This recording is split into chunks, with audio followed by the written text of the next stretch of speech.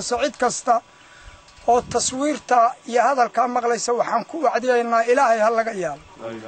ashhadu an la ilaha illa allah wa ashhadu anna muhammadar rasuulkii maxamed ahana hal lagu saliyo inta markaan ka gudbo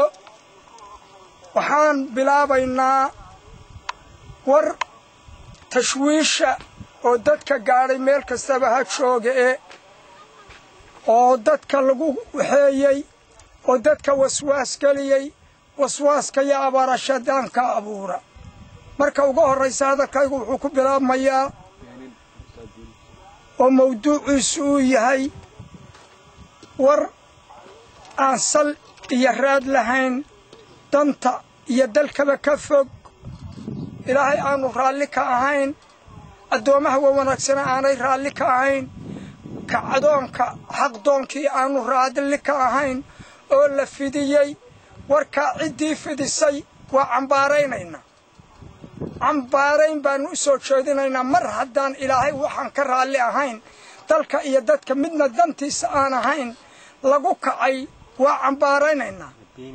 waxaan idin sheegayaa dadweynahow asasiiyey qofkii run doonayow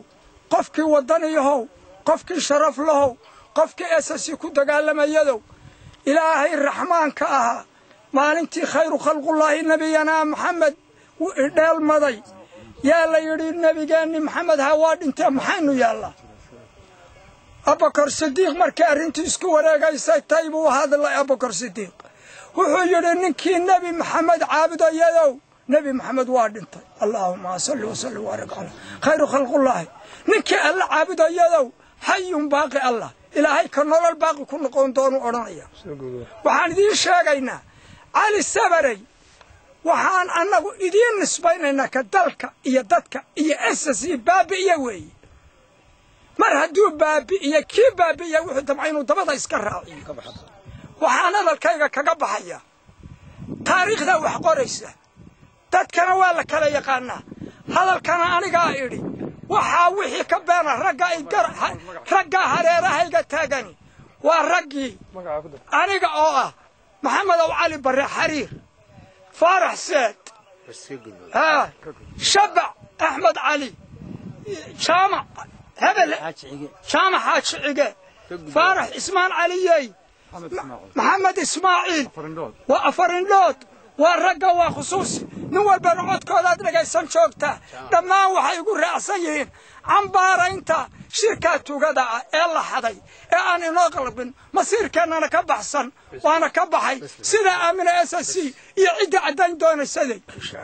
waxaan ka raali gelinayaa dhacdadii 24 bishii 7 habeennimadii ka dhacday dharkayn taasoo ka dhacday guri gudihii aan ahayn mid fagaara ka dhacday la isugu soo baxay ee aqal gudihii ka dhacday hogaamiye waa la ridi karaa waana la bedeli karaa laakiin ma aha in qofku wax isagu wax jeclaysto hadii la ridayo sharci lagu ridu leeyahay dhaba loo maru leeyahay caalamka baarlamaanka ka jira Soomaaliya baarlamaan ba ka jira halka kan basi khusuus weelada hogaamiyaha baarlamaanka 3 meelood oo 2 meelood baa ridi karta codkeeda oo isku raacay ridis tiradaanu meesha ku nimina 13 bay baahay taasi waxay la mid tahay oo ka turjumaysa hadda ka hor annagoo 11 waxaan hogaamiyay ku xigeenka aan dhaliilo gudoomiyihii khusuusiga Cabdirasaaqna intuu qaaday warqadii buu yiri waa ridnay aan dhaliilana hal isku ogin 11 waan nahay maanta waa 7 nin baa yiri waa ridnay in ay 7 yihiin oo wax la idinka qariyana waxa nadiiru ah sawiradoodii way qariyeen magacyadoodina waa qariyeen 15 aan jirina waa idin sheegeen ina sabirna dogolaha khusuusiga kuma jirin kamana mid ahayn isagu wuxuu ku jiray golaha fiint waana ceeb waa wax laga yaxyaxo in nooca hogaamiye xigeenku u dhaqmo taas waa talaabadaasi shacabka SSC aan ka raali gelinayaa waxa kale oo jira waxyaabaha iyo kuwa la midka ah waa waxyaabo lagu dhantaalayo sharafta iyo midnimada ummadda SSC isla markaana loogu adeegayo cadawga si danaha cadawgu si fudud ugu fulaan waxyaabaha waxa la sheegay in dibadaha dad badan weerarsan yahay qaylinayo leeyahay waa la riday waa la waxay waryaaraan runta isu sheegno qof waliba wax waa jecel yahay qof waliba wax waa doonaya laakiin wuxuu dhabo iyo sharci loo maro waa inay leedahay ma aha in aanu guri intaan 5 geliyo ama 6 geliyo aan guriga gudihiisa ku duubo ila waarid waxyaabaha in la kala xishoodo in ummadda laga xishoodo in haddii cilla tixgelinayo la raali geliyo ummadda SSC fiican sharafteeda karaamadeeda dadnimadeeda nasabadeeda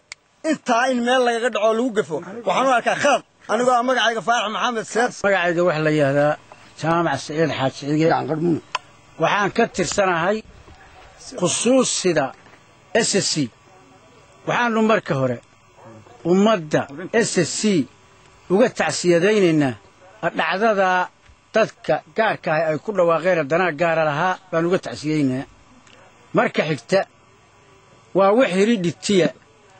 ninka dhulbahante kuma adka qadiyadiisa uu isagu leeyahay waxay inta badan qaadataa qadiyada dad leeyahay waxani waa wax kuwa horena sameeyeen kuwan dambe ee hadeertana aanu uga baqayno inay balayna gaara wataan waxaan kaloo idiin sheegayaa shirka khaatumo ee dhulbahante ku ballamay waanu soo dhawaynaynaa shirka khaatumo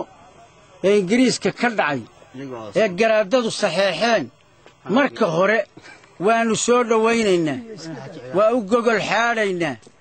waxa weeye raalli baanu ka nahay shirka khaatumo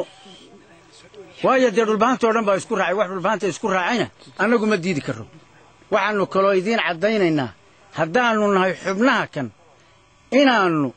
u hayno SSC dhulbahante maalinta ay u yimaadaanna annagoo SSC-ya haddii nalagala wareegana waannu la shaqaynaynaa haddii annagu aannu golahayaga ku soo noqonnana danta ummadda sida aannu haddeer ugu shaqaynayno baannu ugu shaqaynaynaa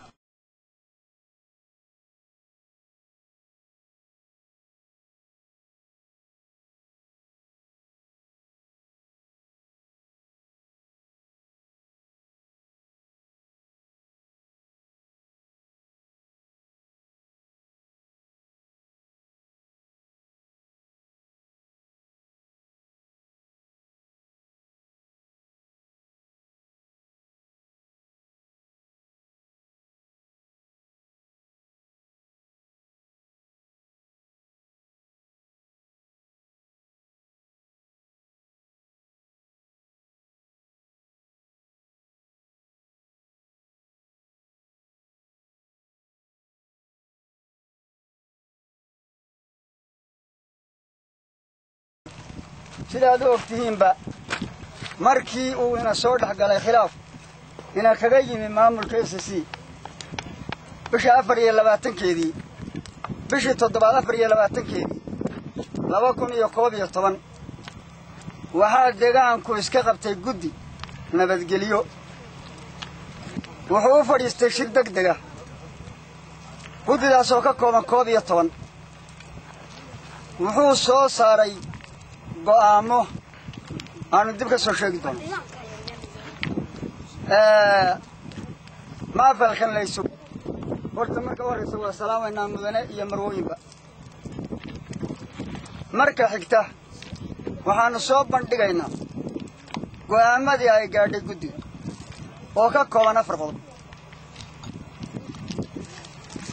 qodobka koowaad qodobka koowaad in la ansixiyo nabadgelyada iyadoo ay u taallo sida loo xakamaynayo nabadgelyada iyo sida looga shaqaynayo deegaanka qodobka labaad ciidamada degan meelahan ee kooxaha ama ha ahaato SSC ama ha ahaato Somaliland waa ka saaraya si kala u dhigaya kooxaha halkan jooga waa in aan nala soo gelin deegaanka hubka waa in aan nala soo gelin وإنay ku ekaadaan xarumahooda wixii amaamiira ama nabadgelyadooda waxaa lagala xisaabtamayaa cidda mas'uulka ka waxaa lagala xisaabtamayaa cidda mas'uulka ka waxaana u xilsaaran SSC wixii deegaanka ee nabadgelyaha waxaa u xilsaaran SSC iyadana looga dambaynayaa waxaana kala shaqaynaya odayaasha deegaanka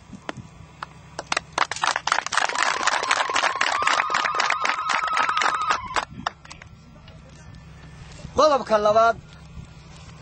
maadaama aynu ognahay inuu soo beegan yahay shir dhulbahan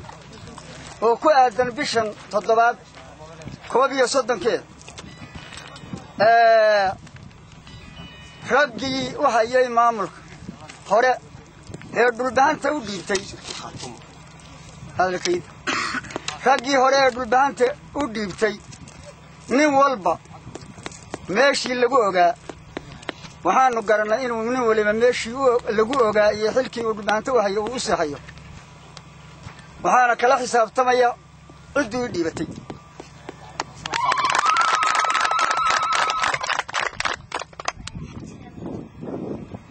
qodobka saddex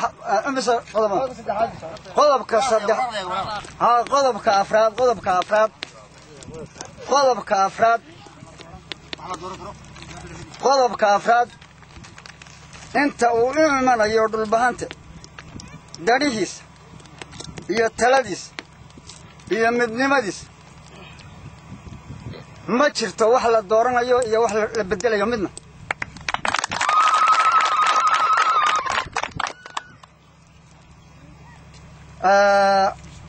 qodobka shanaad deegaanka ma iman karto saxaafadan deegaanku ansixin ma iman karto intaasi waa 5 qodob waxaa ku xiga